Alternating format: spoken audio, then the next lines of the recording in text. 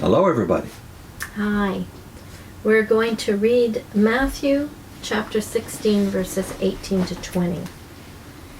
Also, I say to you, you are Peter, and on this rock, in the New World it says rock mass, on this rock I will build my congregation, and the gates of Hades will not overpower it. I will give you the keys of the kingdom of the heavens, and whatever you may bind on earth will be the things bound in the heavens, and whatever you may loose on earth will be the things loosed in the heavens. Then he sternly charged the disciples not to say to anybody that he was the Christ. So the first issue would be the use put to this verse by churches, Catholics and the Protestants. It revolves around the person of Peter. And I think we should say, first of all, that Peter is a pun in Greek. In Greek for the word rock. Petros, Petra. Yeah. And therefore you can see it's a wordplay in the original, and it would have, well, significance, all right, because it's a attention drawing to a certain point or a certain illustration. In this case, rock mass, as the newer translation puts it. But what is he illustrating? Well, I think this is where you need to have another Bible tool, a interlinear, or better still, a gospel parallel, where you can actually see what Mark, Luke, and Matthew say in this passage side by side. Yeah. And if you look at Mark and Matthew here side by side, you realize Mark puts more emphasis on the confession, who Jesus is, not on who Peter will become. And therefore that is even made more potent, that comparison, by the fact that tradition has said that Peter is actually the one whose memoirs Mark is writing down in the Gospel of Mark. So what did Peter think the emphasis was on? His own person, or on the person of Christ? And I think that sets up the correct understanding of this passage. It's a confession that Peter, in the name of the other disciples, made about who Jesus was. And in that very verse where he says about Peter, verse 18, he says, I will build my congregation. So it's Jesus. I will build my congregation, and I will give you. So I think that is something that I wouldn't have thought about too much as a witness. That it's Christ Church. And when we were doing the analyzing this, you mentioned this is the first mention of church. Yeah. In Matthew. So it's Christ's church. He is the owner of the church. And his name is identified with the church. Yeah. So, that I think is significant, and he is the one that gives authority to his apostles for the church. Yeah. Whereas as witnesses, we think the church could even disappear, and did for centuries. Yeah. And yet here, this tying it to the word rock is giving significance to its permanence, its strength. Its indestructibility.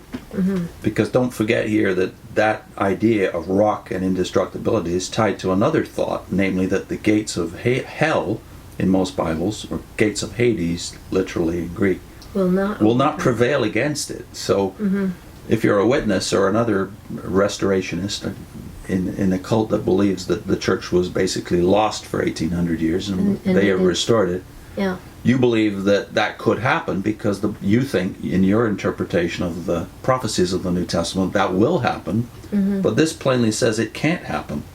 Because if not only Satan can't destroy it, we remember those words earlier in Matthew where Christ said, fear not him who can kill the body but can do nothing else. He cannot kill the life, or the soul, literally in Greek, right? So here you have the assurance that not only Satan, who can destroy the body, can't get at the church, can't destroy the church, but even death can't destroy the church. And this is, of course, linked to the next section of Matthew, where Christ plainly says, I'm going up to Jerusalem and I'm going to die there, but on the third day I will rise from the dead. They can't handle that with their view of Messiah. Yeah. But it's tied to this thought that the gates of Hades cannot destroy what I am building. Mm-hmm. Death cannot destroy it. So I think the identity of the church being called by his name, it's Christ Church, is something that we don't get as witnesses. And we're actually offended at Christians because we think they spend too much time talking about Christ. And yet you can understand why they would be doing that, because it's his church and it's his followers are identified with him. Why did they start calling them Christians? It's because they tied him to the name of Christ. Yeah. This is something we should think about more, that it wasn't the Christians who called themselves Christians. This was the name that stuck to Other them from people. outsiders. Yeah. They were apparently called just disciples for most of the New Testament period, and they were Jewish. Yeah. They were identified with the Jewish religion, So in that day, they just thought of them as another Jewish sect. who were disciples of this person they thought was Messiah. Right.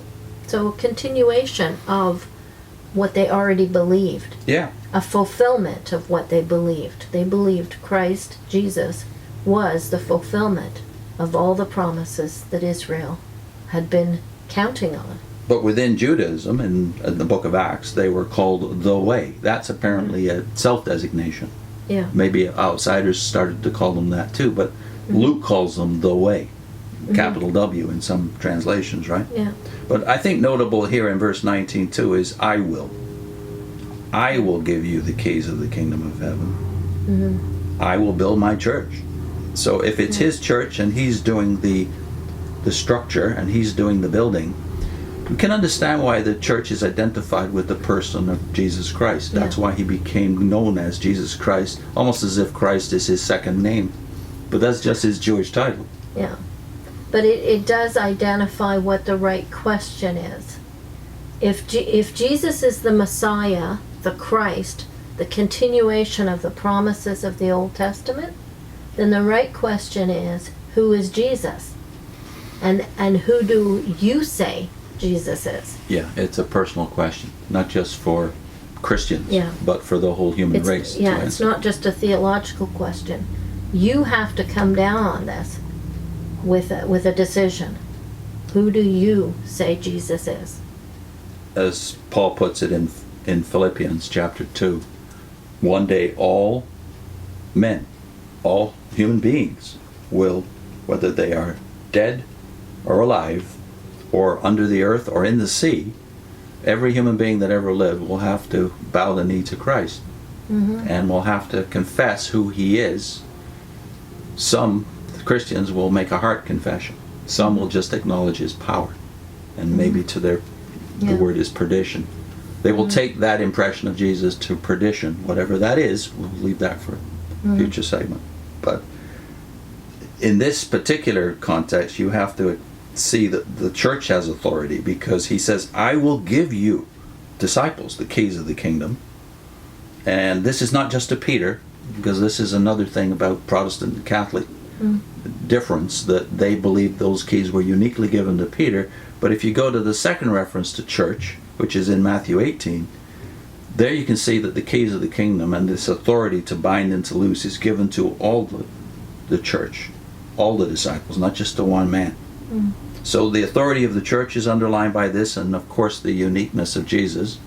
And that it's his church. It's his church. It's identified with his name, with Jesus, not Jehovah, but with Jesus. Yeah, you'll see the tetragram is nowhere here. Yeah. But and there's even the idea of everyone has to bow the knee to Christ would be kind of jarring for a Jehovah's Witness. You think, no, you bow the knee to Jehovah. You know, so we got to make sense of all this. You know, it's I find these kinds of things help me to better understand why Christians think the way they think. Yeah. And I didn't think this way. I wasn't noticing these kinds of things. But God is patient. Yes. He was patient with us. It took us years to work some of this out. Yeah. And I think you can see that patience here, because even though Christ is confessed by Peter himself to be, you are the Christ, the Son of the living God, even so, the words or the thoughts of the the theology they're importing into the word Christ and the expression Son of God is not complete yet. And I think in the very next segment of Matthew, the rest of this chapter 16, you can see that they're reading the wrong thoughts into the expression Messiah and Son of God. And Christ has to correct them, and he does right away in Peter's case, right? That's in the next segment.